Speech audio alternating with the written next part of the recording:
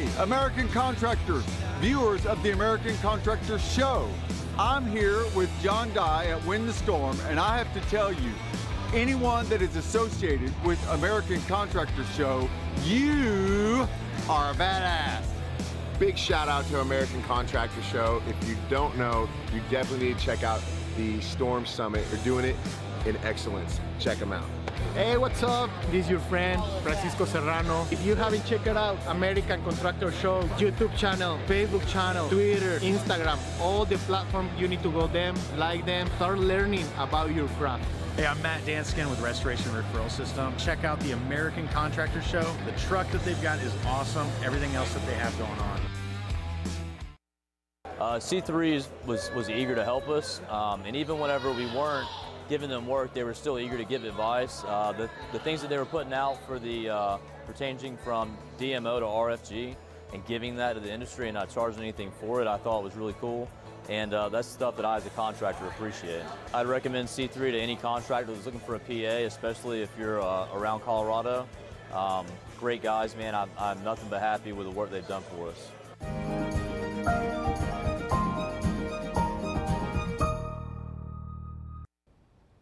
What's up, everybody? I'm meteorologist Andrea Myers, bringing you guys your daily hail forecast, sponsored by C3 Group, Merlin Law Group, and American Contractor.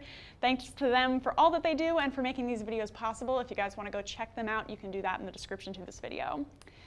Today's weather is going to start out with a recap of yesterday. We had another extreme wind event that moved through the Rockies all the way up into the upper Midwest, so we're going to take a look at what happened there. And then after that, we're getting into today. We've got storms shifting south into the Mississippi Valley, so we could see anywhere from the northeast part of Texas up into Arkansas, hail, wind, and tornadoes all possible. And then into tomorrow, we also have wind and hail possible, sneaking its way into Oklahoma and Texas, DFW. Yes, you are in the risk for that. And could we get a severe storm? It's possible for you guys into tomorrow. So we want to pay attention to the end of the show here when we talk about that, as well as tomorrow's forecast, where we'll go into even more detail. So come see us again tomorrow. Before we get into our weather, we're going to go into our tornado relief drive details. So if you guys are new to our videos, or if you just haven't tuned in yet this week to see, we are doing a tornado relief drive. This is helping the areas affected by last Friday, the 10th and 11th. That period of time had crazy storms that went through Kentucky, Tennessee, Arkansas, Illinois, Missouri. Kentucky got hit specifically hard. This is my home state, guys, so this really hits hard for me, and so I know that I'm super grateful that Hail Trace has decided to put on this tornado relief drive for the victims affected by those storms. So all of the proceeds from our donations through our GoFundMe are going directly to those victims. All of these donated items directly to the victims. So if you guys have any old clothes that you could give away, any shoes, any baby food, anything you think would be useful that is new or gently used, can be brought to our office here in Edmond, Oklahoma, and we are going to take that all out on Saturday to those victims. So tomorrow is going to be the last official day at 8 p.m. where we're collecting those donations, but you know, you guys can swing by Saturday morning too and catch us before we leave with those trailers. Anything you got, we will take and bring out. And then if you guys aren't in Oklahoma, you can also donate to that GoFundMe. And again, 100% of what we get out of that GoFundMe is going directly to those victims. So, you know, right around the holiday time, want to do something good, do something for charity here, go ahead and donate to that tornado relief drive. And we'll be happy to see you guys here at the Hail Palace from that. Then into our today's weather. I'm not sure. Oh, okay. Thought it wasn't advancing first, but this is why, guys. It's taking our computer so long to load all of these wind reports that we got from yesterday. So I clicked this like 3 times thinking it wasn't working, but it's just trying to load all of this up. This is all what happened into yesterday, all the way from the desert Southwest up into the Midwest. We got wind reports galore. We got a couple of hail reports up to 4 inches through Kansas yesterday. But the main story was absolutely wind. Check out this area near Omaha, Kansas City. Just got smacked with severe winds into yesterday. So we're going to go into a couple of the areas that got particularly affected by these strong winds. all along the Front Range. Got severe winds through yesterday. I know we got up to 92 miles an hour, 93 through Colorado Springs, consistent 90s through that area. Denver got severe winds. Through Independence Pass in Colorado, they got over 180 mile an hour winds, guys. Almost 200 mile an hour winds, hurricane force from the system that passed through yesterday. And then that continued to pass its way through the Central Plains, again, bringing 75, 80 mile an hour winds consistently through that area. And then that hit through Omaha and Kansas City. We got a 77 mile an hour wind gust through KC. Omaha also got hit with severe wind, as well as tornadoes on the west and the east side of that. I think it's Olathe, Kansas now. I believe that got hit by quarters with hail, and that's wind driven as well. So these were particularly damaging storms that moved all the way across the Central Plains and up into the Midwest. Des Moines got hit, Minneapolis got hit, La Crosse got hit, Milwaukee, Chicago. All of you guys got severe winds through last night from the system as it passed up through the Northeast, and that just ripped across the central states, guys. This was a fast-moving system. This was an incredibly windy system producing hail, tornadoes, wind. So another very extreme wind event that we saw last night into the early morning hours with these storms as they pushed off through the Ohio Valley. Then into today, that front that caused those storms is still lingering. You can see that here, where the remnants of that is. Lost a lot of intensity as it moves off to the east. However, down here in the central states and the southern Mississippi Valley, particularly where we still have some of that warm air and some of that moisture moving up through the area, we've got enough instability to produce some severe storms later on this afternoon. We could see a wind gust or two, we could see a hailstone or two, so we're going to tell you guys a little bit about that. Here's that cold front, really sharp cutoff here where you can see in that color scale, 42 degrees in Kansas City, 70 down in Dallas. So we got quite a sharp temperature gradient, quite a sharp dew point gradient. Can we get enough instability to spark those storms? Let's take a look in a second here at our significant hail model, and we'll take a look at all that instability. That's going to ride heavily off of these dew points, and again, that heat that we just saw a second ago, where we're sitting in the 70s, 75s through the southern states here. 65-degree dew points in New Orleans, 51 in Dallas, all the way down to 23 in Wichita. You can feel the static here in Oklahoma City from the air just being so dry and so cold, super windy. And then it's a different story once we get out ahead of that cold front. So that all is going to mix up that instability.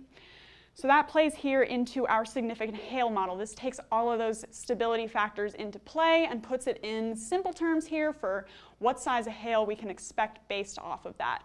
So we're still sitting in that small range. We really want to see those reds, those pinks, if we want to get that large hail. That's not really what we're seeing today, just because it's December, you take what you can get. But we're seeing possibilities for some quarters to $half around 1 p.m. through the Little Rock area, as well as all the way far to southwestern Arkansas, northeastern Texas. Then things should taper off a little bit through the evening hours as we lose that daytime heating. You guys know the drill. Things start to lose a little bit of an intensity, and we see those hail sizes taper off around 5 p.m. end of the workday, and that continues as the evening goes on. And then here we are in the overnight hours after that cold front has started to move through the area, so we do have a little bit more stability behind that. So forecast max hail size, I'm sure it's no surprise to you guys based off of all of what we just talked about. 1-inch stones possible, and it's probably going to be pretty scattered because we're going to take a look at our radar here in a second. Not looking like we're going to have super consistent storm coverage. So we've got a few cells here moving through Little Rock by around 1 p.m. So that's going to be shortly here. We could see some intense storms moving over your area. A couple of those could pop out $1/4 to $half.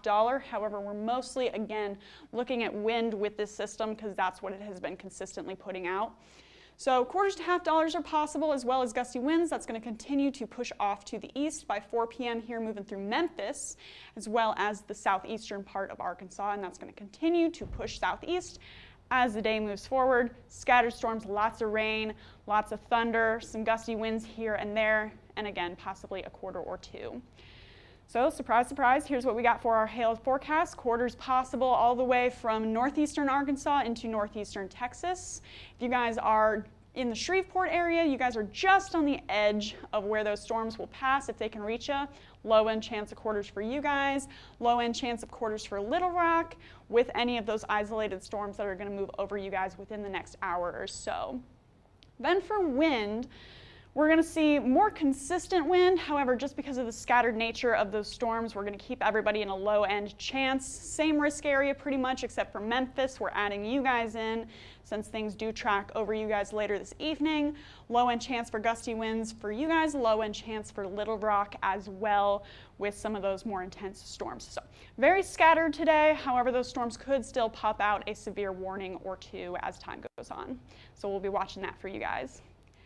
Then into tomorrow, things shift a little bit to the west, and we're going to start to see Dallas and Oklahoma in that risk. So here's what we got for our future radar. We're looking at scattered storms once again. You can see that front kind of lingering through the area, driving all of these storms through the early morning and afternoon hours. Then things start to ramp up by mid-afternoon. So here we are at 3 p.m. We start to see some loner cells starting up just to the east of Oklahoma City. As those pass to the east, we're going to see things, again, continue to intensify and take on that line shape. And we know what that means. That's going to give us some gusty winds, particularly, maybe even a little more than gusty. That might be understating it based on just, again, what this system has consistently been putting out. We could see some severe winds moving through Dallas. And again, check out that timestamp. This is 2 in the morning. So this will be another nocturnal system passing through. Could get some small hail as well as some severe winds in the late night, early morning hours, and that's going to continue to drive to the southeast as that band of storms riding along that cold front. So you guys should be waking up to some chilly weather, maybe some showers here and there as that's moved out of your area. And again, it's going to be a breezy night for you guys tomorrow into Saturday as we wait for the system to pass through. So, hail forecast is going to be on the low end for anybody in Oklahoma City to Dallas. We do have some instability in that area, but if those storms need to stay isolated in nature to maintain that hail threat. So, DFW, low end chance for hail, but again, a scattered storm or two could produce some quarters to $50 for you guys, as well as anywhere in the southeastern part of Oklahoma where those storms do stay more scattered. We have a better chance up just to the east of OKC, Norman area, to get some quarters to $50. And then again, like I said, low end chance for quarters for Dallas. Things do look like they're going to line up, and it will probably be more of a significant wind threat for you guys Friday into Saturday. So here's what we got. Same swath, same risk area is going to be for wind, extending that all the way through southeastern Oklahoma as well as north central Texas into Dallas-Fort Worth area. Looks like you could have a more moderate chance for some gusty winds as that passes through Dallas-Fort Worth into the evening and overnight hours. So we're going to want to watch that for, again, some severe winds through that time frame for tomorrow as that line passes through. So definitely stay tuned to our forecast. We'll be live again at noon tomorrow with more information on tomorrow's risk. And if you guys are in the lower Mississippi Valley, Little Rock area, stay tuned to your local weather today. If you guys want to follow us, you can do that on YouTube, Facebook, Instagram, and Twitter. Hit See First on Facebook so you never miss a live video. And then if you want to get in contact with us, you can call us at 855-334-4245. You can also email us if you'd rather at info@hailtrace.com or check out our website, hailtrace.com, for more details. And we will be back tomorrow with more on that severe weather chance. But for now, I'm meteorologist Andrea Myers. Thanks for watching.